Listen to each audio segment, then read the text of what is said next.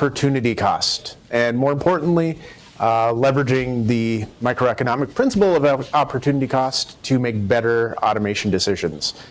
Because without it, you make terrible automation decisions.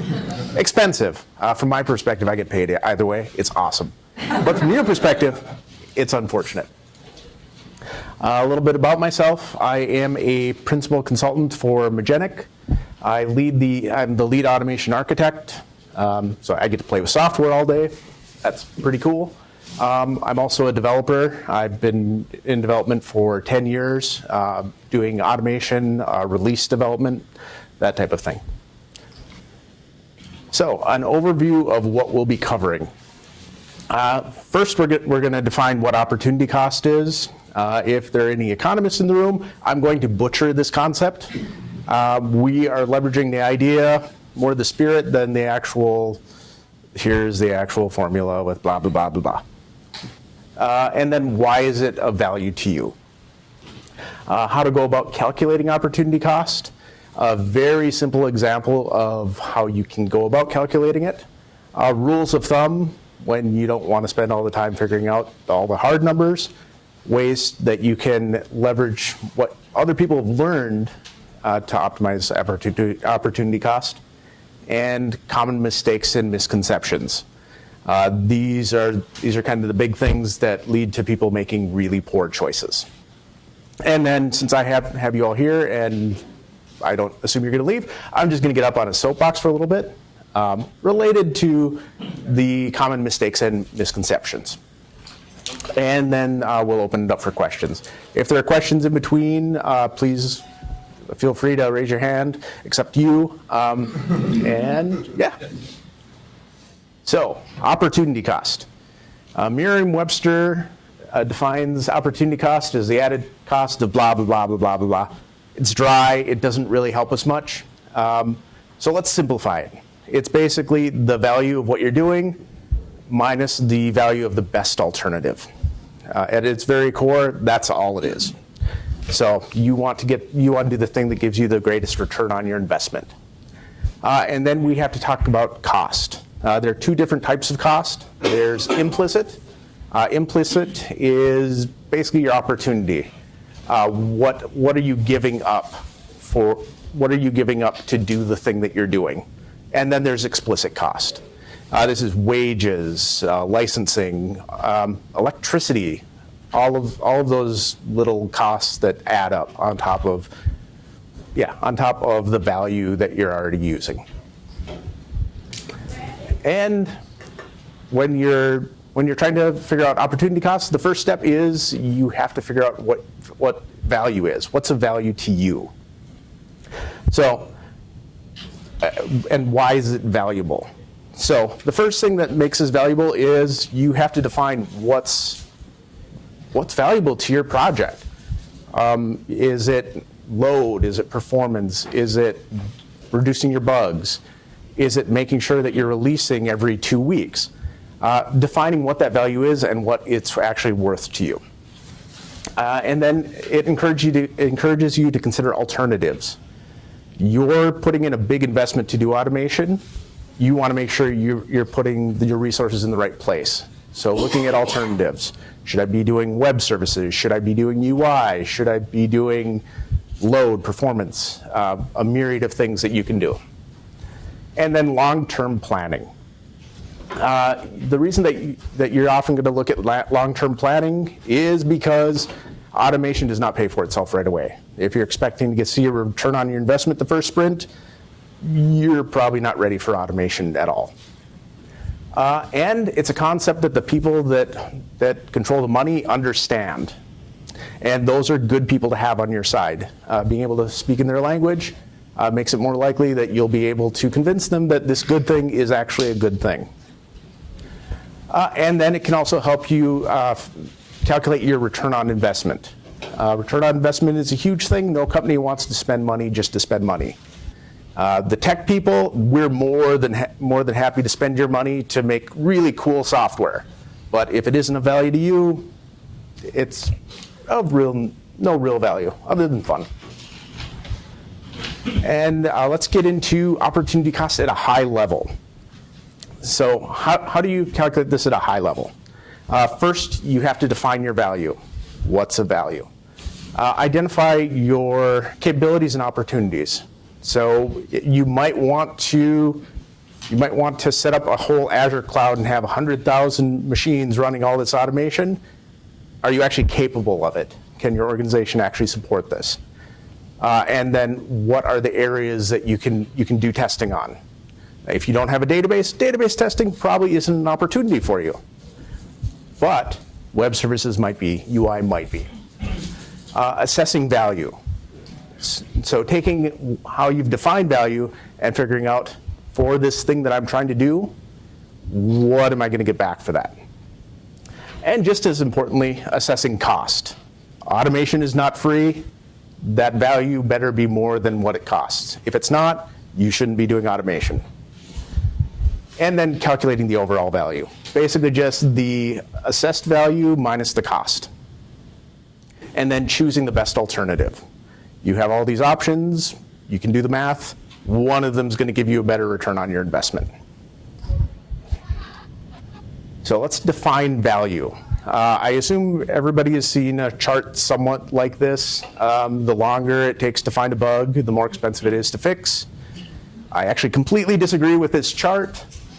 More scale than anything. These numbers were calculated several years back before Agile was a very big thing. So it doesn't quite gel with the work world today, but the idea is still there. Anybody that's done development knows if you find it while you're developing, you can fix it a lot faster than 2 years later. Why did you do this thing? I have no idea. I have to rewrite all of this. So we're going to stick with the concept and ignore the numbers. Because once again, I really doubt that they still hold 100%. But the idea does. And what are you hoping to gain? So you're doing automation. Why are you doing automation? Are you trying to shorten your release cycle? If you're medical software, is there a regulatory requirement that you're filling? And corporate image. So if you're a mom and pop store and your site has dead links and bad performance, nobody cares. They will still eat at your restaurant because you make food. But if you go to if you have a site for somebody like, say, Microsoft, and they have performance testing for Azure, this bright new site, and the performance is bad, that's not a good thing. So you have to figure out for that client what the value is. And that will change from project to project. And now, then you move on to capabilities. What do we have to work with? First thing is people. You kind of have to work with the people that you have. So figure out what they can do. Their technical skills, availability in larger organizations. There's often flexibility for, we have resources in this department that can be leveraged for this. Like I did a contract with 3M, and they actually have a shared services where they pull people from.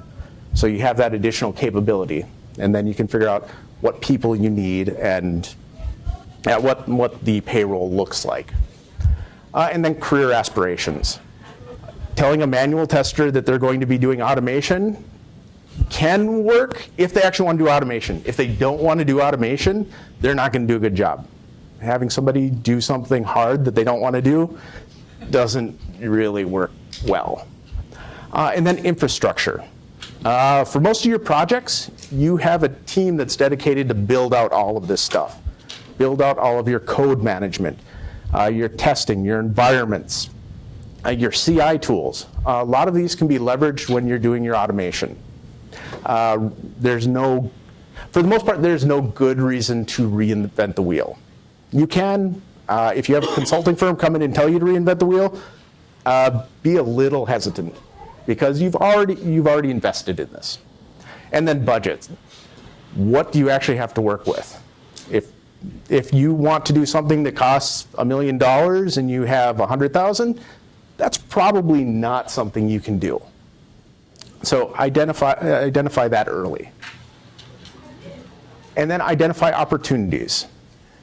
What kind of testing can you do? Here's just a small subset. These are the big ones, though. Deployments, making sure that the thing that you make can actually go somewhere. Really key, because if that breaks, nothing else really matters. Then your database, web services, UI, performance, load, stress, security, blah, blah, blah, blah, blah. A lot of different opportunities. And then setup. This is something that gets ignored a lot, but manual testers spend a lot of time doing data setup, getting the system in the state that they want and need it to do their testing. A lot of this can be automated. And in my experience, this is actually where automation gives you the biggest return on investment and doesn't find any bugs. Like 90% of the time, finds nothing, because it's taking away all of that manual testing effort where they'd spend 5, 10, 20 hours setting up things just to do testing. Automated scripts can do in a fraction of the time, and you can maintain them rather easily. And then reporting. When you're doing testing, the only product that you actually produce is information. You don't fix anything. You really don't do anything. In the end, you give them a report and say, this thing is broken. That's it. It's actually great. You don't actually have to produce anything. Just, these people are bad. And there are no developers in the room, so that's fine. Sure. And then it comes to assessing the long-term value. What is the long-term value? Are you finding bugs faster? So that curve, are we finding that earlier on in the development cycle? Are we reducing escapes? Are we having less bad things make it into production? Increasing your test coverage. This is one of the big keys as well, where you're opening up your manual testers to be able to cover more ground or do more of the new development. Manual testers get bored. If they're doing the same 1,000 regression tests every release, they're going to get bored and you're going to lose them. And it's not an effective use of anybody's time. And doing things that manual testers realistically cannot do. Prime example of this is load testing. I suppose you could have thousands of people and say, hit this server at this time, we'll start a stopwatch, which I totally want to set up sometime, but it's not realistic. And there's also high performance testing. There are a lot of different things that you can do that manual testing really can't do because just people aren't that fast. And you find different types of bugs.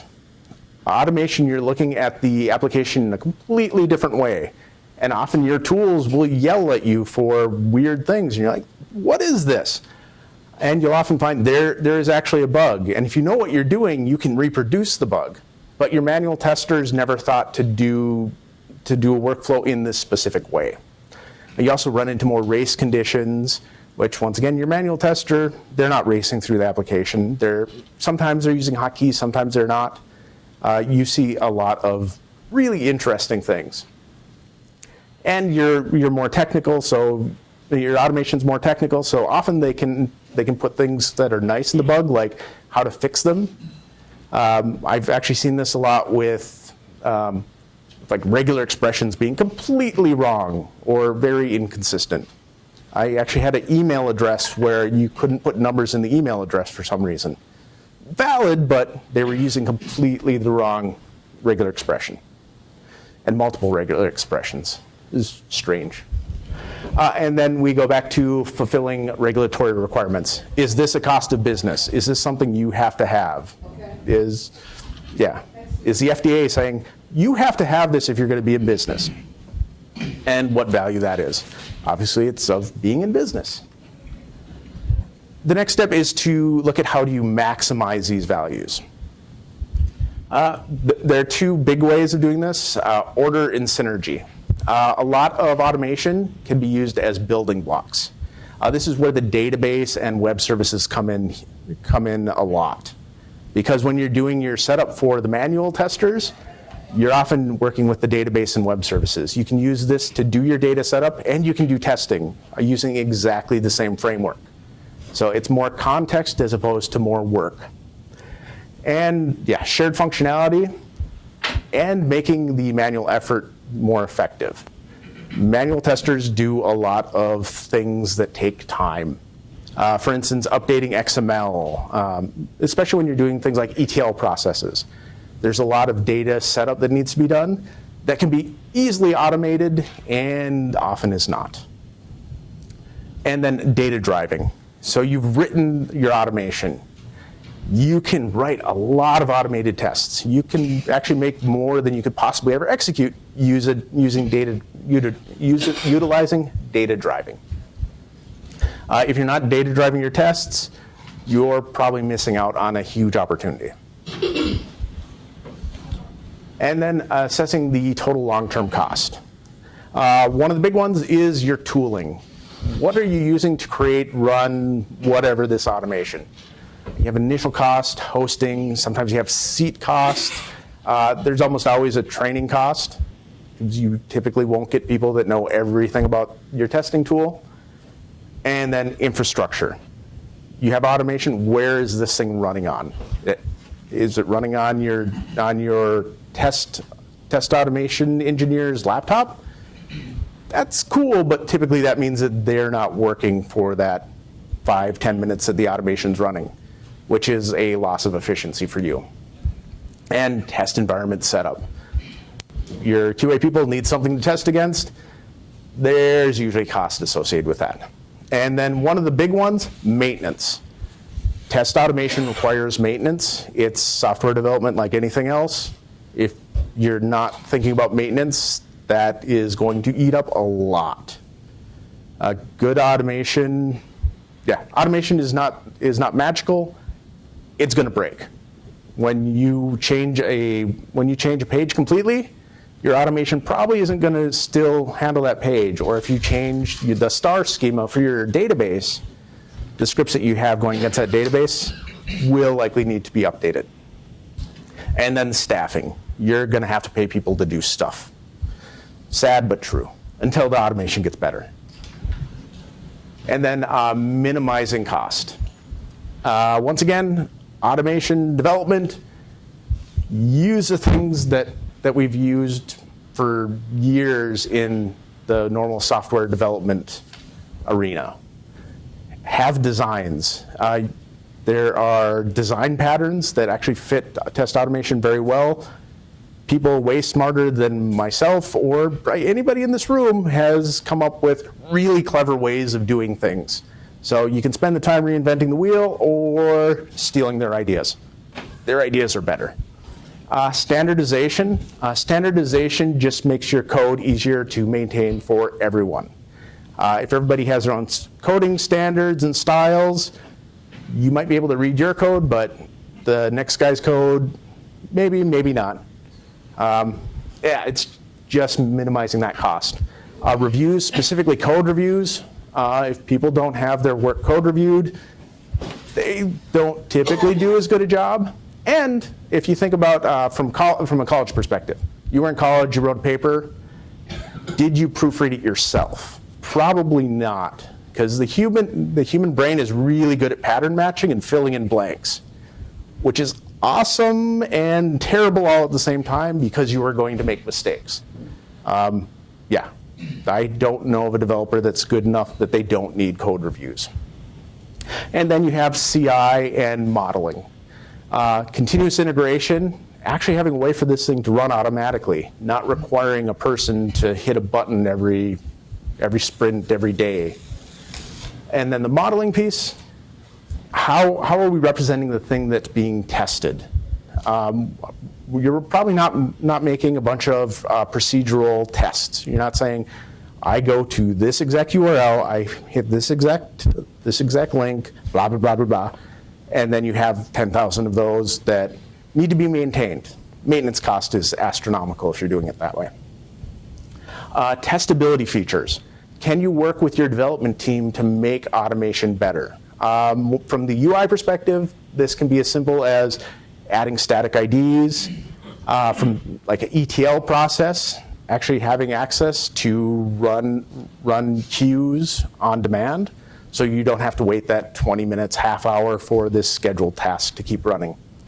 Yeah, your development team, they can make your life a lot easier. And it will also help them when they're writing their unit tests. So it's kind of a win-win. And then staffing, having the right person for the right job. If somebody can't code, having them code automation, not a good fit. Yeah. And more cost-effective tools. There are tools that are very expensive, QTP, which you may or may not want to use. There are times when those are the right tools. There are also times when the open source tools or more cost-effective tools are a better match, better fit for what you're doing.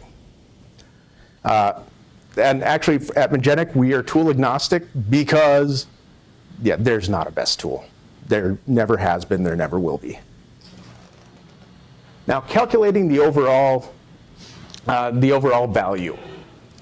Overall value is basically value of that option minus the cost. Pretty simple. And then the opportunity cost is the overall value of your option and the best alternative. Once again, this is really simplified. There are other formulas and stuff, but you don't care about that. This is the only number you really care about. And honestly, if one number is bigger than the other, you're done. You don't care how much that is. If you need to justify what you're doing to somebody, especially if it's one of the money people, that monetary value might come into play, but for the most part, it's just, what's my best return on investment? So let's jump into an example. So you have a development project. You have a bunch of quality analysts. They catch about 20 bugs a sprint, 4 escape and get into production. And then we've calculated some cost. The cost for an automation engineer, let's say $40,000, yeah, or $4,000 per sprint. Bugs found with the service layer take about, I don't know, $500 to fix, $1,000 if you find it in the UI. And when a bug makes it to production, it's really expensive, $10,000.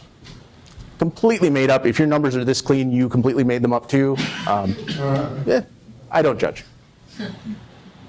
So let's calculate the cost. So let's say we have 2 primary options. The first one, you bring in 2 automation engineers and you focus on the service layer.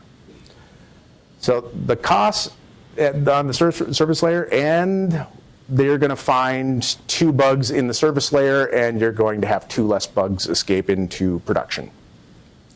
So the overall cost, you're going to have $8,000 because you have 2 automation engineers. And you're also going to have the cost of fixing these 2 bugs that you find on the service layer. So the overall value is those 2 bugs that didn't make it into production. Option 2, you focus on the user layer, same basic setup of people. This time you have $2,000 instead of the $1,000 cost because you're finding it a little bit later on. Same value though, you're still having the same number of escapes. So you want to calculate the net value. Net value is the value of what you're getting minus the cost. So 20,000 minus 9,000, 11,000. 20,000 minus 10,000, 10,000. So obviously what you would go with is the one that gives you the biggest return on your investment. So the opportunity cost for option 1 is $1,000. So that's $1,000 that you get because you picked the right option. And that's really the concept. It's pretty simple. The tricky part is actually going about getting the value. What's of value to you? And then putting that in calculatable terms. So let's say that you don't want to do that because that's really hard and a moving target. You can use some rules of thumb to minimize these costs and maximize your efficiency. The first is run automation as a development project. Automation is development. You need design, you need code reviews. If you don't, your automation is not going to be great. Leverage the development infrastructure.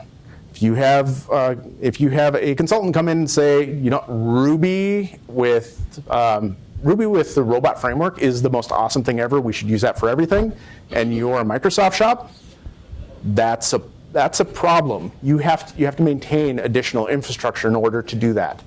That is cost that you need to bake into your estimates. And then languages, coding standards. You already have a development team. You've already spent the time figuring out what IDs are we using, what languages are we using, what coding standards. You've spent this time, you've spent this money. Use what you've already done. It's just more code. And then CI. You have something that does your builds, your deployments, your test runs. The difference between a unit test run and a automation test run, from the CI perspective, it has no clue that they're different. They're just tests as far as that's concerned. The only real difference is context.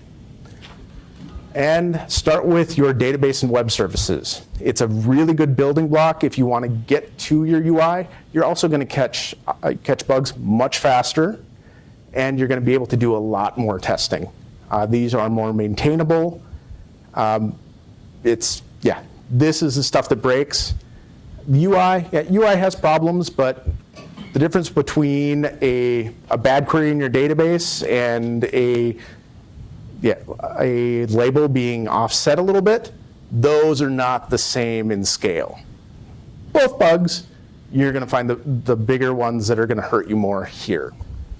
And you have more time for your manual people to focus on the UI, the piece that they're really good at. And focus on highly repetitive tasks. People are terrible at repetition. You have somebody try to do 1,000 login tests, they are going to screw up at least 10% of them. They get fatigued, they get tired. Honestly, they don't care at some point. They're mad that you're making them do it this many times. Automation couldn't care less. It loves it. You data drive those, it'll go all day long. And avoid areas being actively developed. You don't want to write your automation multiple times. If they're actively working on it, at the very least do a lagging sprint. There are going to be bugs. People are going to be better at finding those bugs and saying exactly what this bug is and helping to figure out how do we fix that.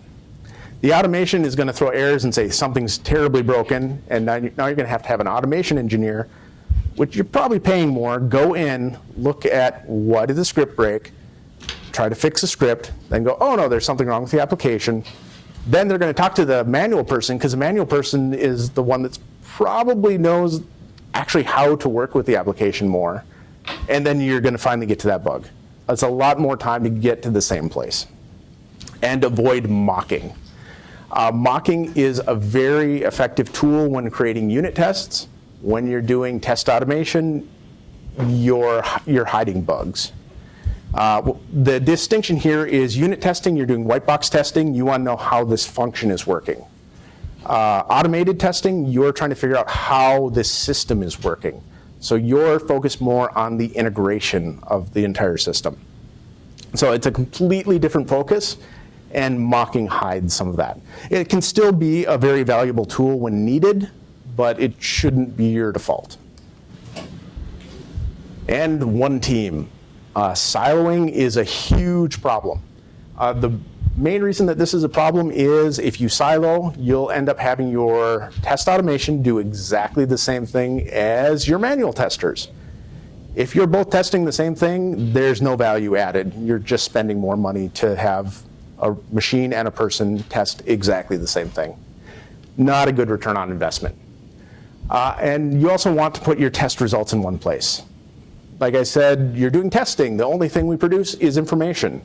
Simplify that. Make sure that you're putting it in one place, and that way you're making sure you're not doing the same testing. And then work with your development team. They could make your lives much, much simpler. They can also make it much, much harder. So work with them from the beginning. And proof of concepts. Anybody that's worked with excitable developers knows proof of concepts are their favorite thing in the world. They will do proof of concepts instead of their job all day long. I would do that full time if anybody would pay me to do it. It's fun. You don't really have to make anything that is maintainable. You get to do the fun part of just get this thing working. It's awesome. Now I get to do the next thing. So make sure that you have this time boxed. This is cost. Open cost is not a good thing for you. And be clear about what you're evaluating. What do we want this proof of concept to prove or not prove? And don't just use your proof of concept. This is, in some cases, it's spaghetti code that we just need to get it to work to make sure that we can do the thing that we want. You're not going through and following all the coding standards, adding redundancy, doing all the work that you need to do for a real system. This is just, does it work? How fast can I get it running? So using that, it goes back to a maintenance cost. And I'm not sure who's seen this. Alistair Scott, really smart guy. He came up with this, I think, a decade ago, and it still holds really well. So on the left, you have what you see a lot of in the market. You have unit tests. You have a couple of unit tests because developers don't want to write the unit tests. And then integration tests, automation, and then you have all these manual tests. So you're finding very, very few bugs here, and then the later on the process you go, the more bugs you find. It's more expensive. But if you go with the right, the unit tests. Make sure you have robust unit tests. Then all of these layers. And then the last thing is the UI. So focus on the things that you can find faster, especially things that you can find at build time. Build time is so much better. And then you can have a more mature testing practice. So your manual tests aren't just a bunch of, I have these 1,000 things to do. You can go more with the session-based testing. I need to test this thing, and you do some exploratory testing, figure out how this is actually working, how people could use it differently. You can actually think that way instead of just following a script. And you get much more out of your developers, or your manual testers doing it this way as well. Now, common mistakes. When trying to figure out your ROI or opportunity cost, a lot of people fail to figure out what's the value. They don't define the value beforehand. They decide, we're going to do automation, and it's going to give us stuff. But there's no value placed on the stuff until afterward, and then they figure out, hey, we wasted money. You don't want to explain to your boss why you wasted money. Reliance on inappropriate metrics. This is a fun one. All of these metrics are interesting and can tell you things. They don't tell you the whole story by any means. Number of tests. Number of tests is pretty much meaningless. I can give you 1 million tests in 10 minutes. Data driving can totally do that. I can make you more tests than you could possibly ever run. Are they going to be of any value? Maybe the first one will. Maybe the first 10 will. But after that, you start hitting diminishing returns. Number of bugs found. As I mentioned before, with automation, that data setup is huge. That's where you can get a lot of value, and it doesn't find any bugs. But it helps enable your manual team to cover more ground. So they might find more bugs. Or you're finding the bugs much earlier, so you're having less of them cascading out. So once again, important number, the end all and be all, no. And number of times executed, practically meaningless. When you're doing CIs, you run right after execution, high value. You run the second time, within the same deployment, your value's going down, you get third or fourth, you're just wasting computer cycles because it's fun. Or you have a presentation and you need to show people things running in a certain way. And then code coverage.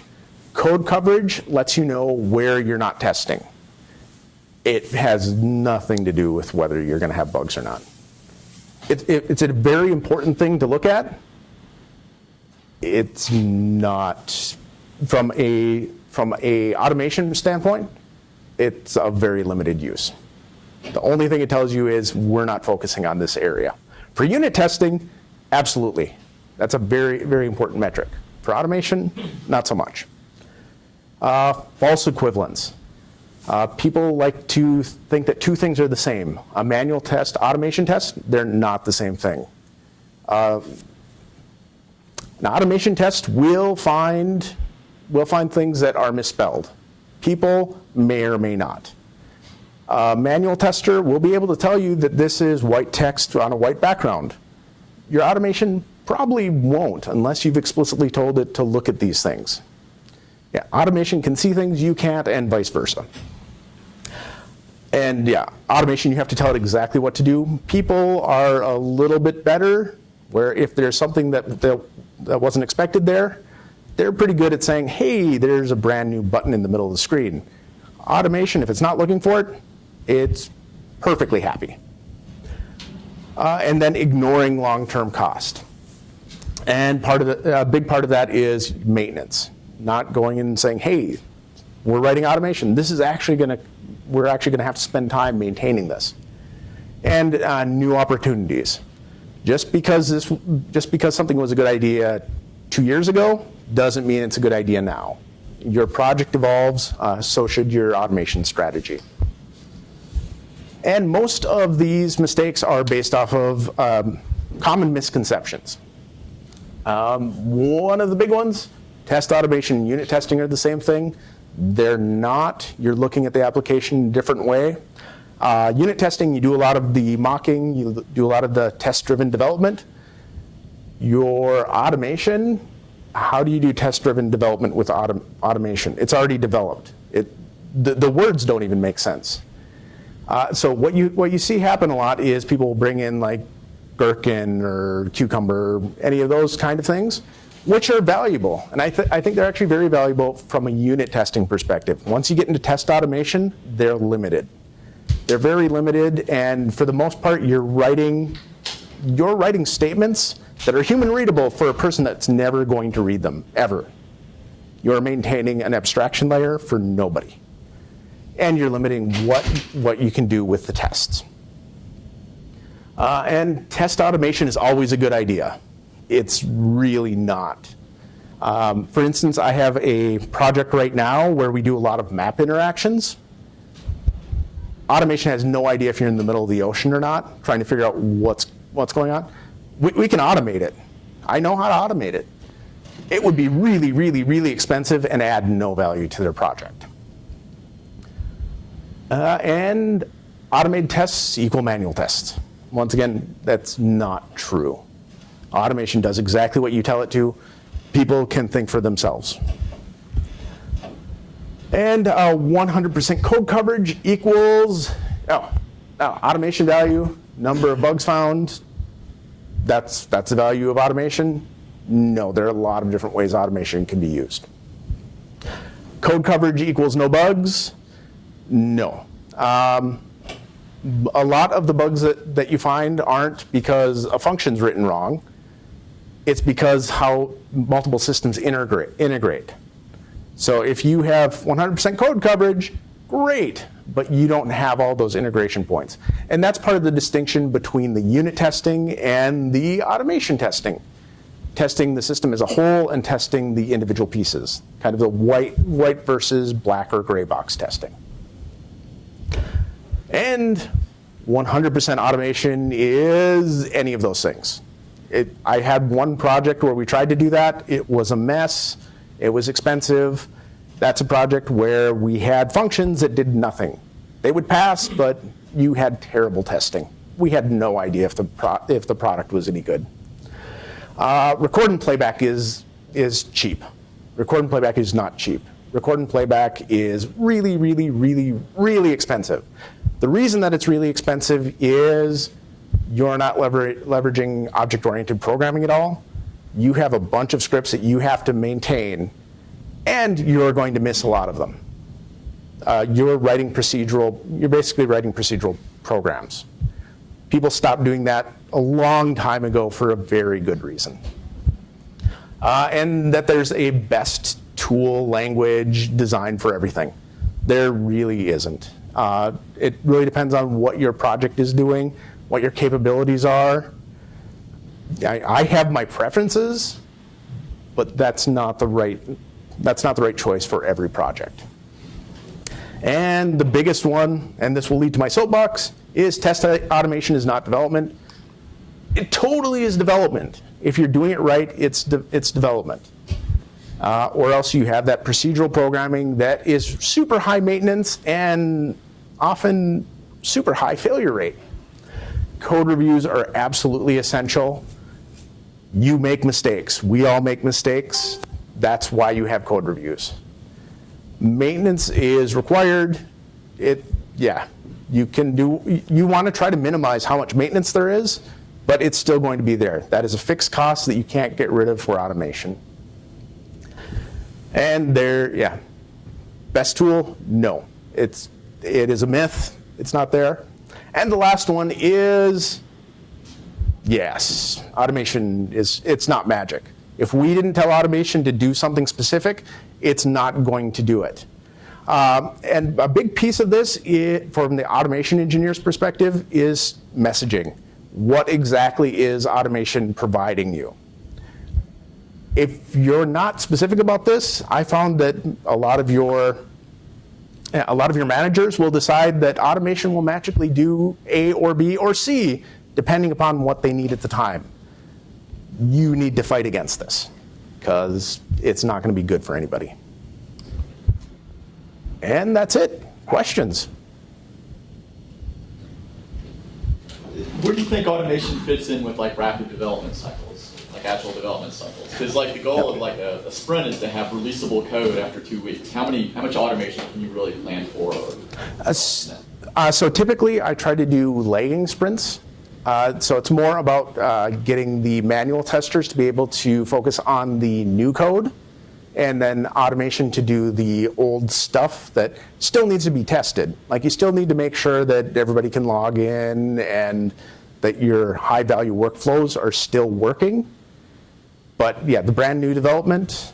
So brand new development, it's all manual code, and then maybe a stabilization sprint to do all the automation? Yeah, it depends a lot on your environment and your resources, but yeah, that is typically how I structure my teams.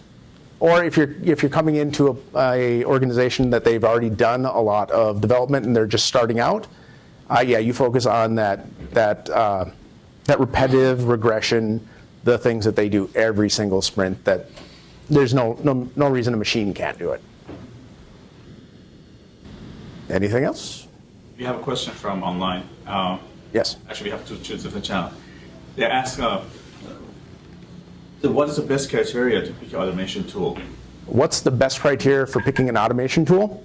The one that fits your project. What I mean by that is you have to look at the industry. There are tools that were great years ago, like Wattier. It was a great tool at the time. It's fallen out of favor. So look at the trends. Because the industry is moving toward different tooling, there's probably a reason for it. Also, you have to assess what your capabilities are. You probably have the development team. They can probably help you, and if you're doing real development, they will probably be of more help if you're in the same language, if you're using the same IDE. So it's not a hard and fast rule, but I like to go with the same technology stack that development is going with, and look at the industry. What is actually being used for that right now? People spent a lot of time figuring out what tool they want. Be lazy, lean toward what they have. Not every tool should be considered, because not every tool is a good idea. Does that kind of answer the question? Yeah. Cool. And we have another question. Where do you see the automation in next 5 years? Automation within the next 5 years, 5 to 10, I think mobile automation is going to take off very quickly. When you have projects like Appium, where you're getting kind of the Selenium idea, actually you're using the same Selenium underpinnings to be able to do mobile automation. The piece that I'm a little iffy on is how much emulation is going to play into that. Because if you emulate and you set up grid, you can do mass parallelization. But yeah, mobile, everything's headed toward mobile. And last one, so I asked, considering a lot of projects moving to cloud, is there any kind of a singular, is there a singular tool that exists that you can just do the automation from cloud all the way to the mobile front? Actually, yes. You can leverage the cloud. For the most part, cloud is just a computer somewhere. Cloud is just a computer that isn't sitting on your desktop. So yes, you can. The trick with the cloud services is access. If you can't actually connect to your test environment from the outside world, cloud services are limited. You can work with your infrastructure team to make sure that you have exceptions built in. For instance, one of my clients right now is doing load testing, and they're using a web service, and they know what IPs the load is coming in from, so we can still utilize this service. So cloud's a good idea. If you want to get really fancy, you could do something like set up a Selenium grid on AWS. And actually, this is what a lot of the web service, or what a lot of the cloud services do. They get a bunch of VMs somewhere in the cloud, and then they just spin up all this stuff. A good automation engineer can do the same thing for you. It's kind of the risk reward. If you build it yourself, you also have to maintain it yourself. Larger organizations, it's definitely something worth looking at. Yes, sir. What would you say are some of the key qualities and characteristics that make a good automation engineer? Good development understanding. They have to be a developer.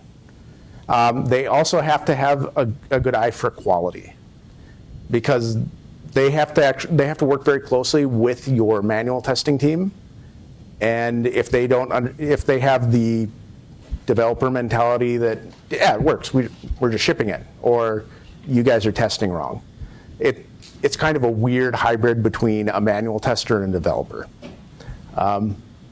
We're getting more and more of those. I kind of like getting people out of college, like software engineers right out of college, and getting them right into test engineer, or into automation engineer, because yeah, they haven't been corrupted yet. Yes. Anything else? Yes, sir. How do you determine when to automate the unit testing? So you talked about your rule of thumbs to When to automate the unit automate testing? before while development's still going on, which Unit testing is a completely different deal. Your automation team should not be doing unit testing. The reason that your automation team shouldn't do unit testing is you want unit testing to be done by developers, so the people that actually are responsible for fixing it are the people that are suffering. If you make somebody else suffer for your stuff, you're going to be much less likely to actually fix it.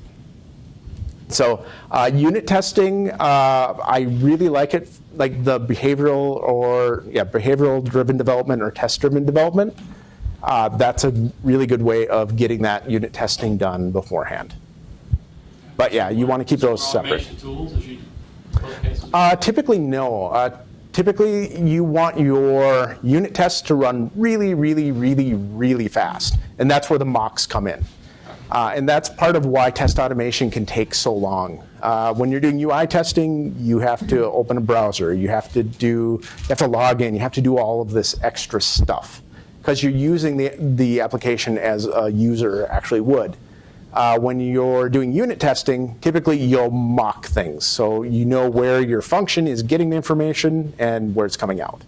So you're doing that white box. I'm just testing this very specific piece. You're not testing all that integration. Anything else? That's it. Nice. Thank you very much. Thanks, everyone. Thank you.